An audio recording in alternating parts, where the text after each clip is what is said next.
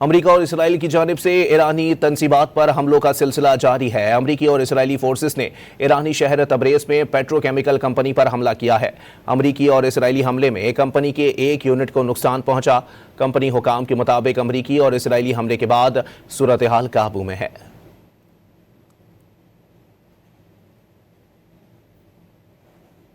अमरीका और इसराइल की जानिब से ईरानी तंसीबात पर हमलों का सिलसिला जारी है। अमरीकी और इसराइली फोर्सेस ने ईरानी शहर तब्रेज़ में पेट्रोकेमिकल कंपनी पर हमला किया है। अमरीकी और इसराइली हमले में कंपनी के एक यूनिट को नुकसान पहुंचा। कंपनी हुकाम के मुताबिक अमरीकी और इसराइली हमले के बाद सूरत हाल काबू में है।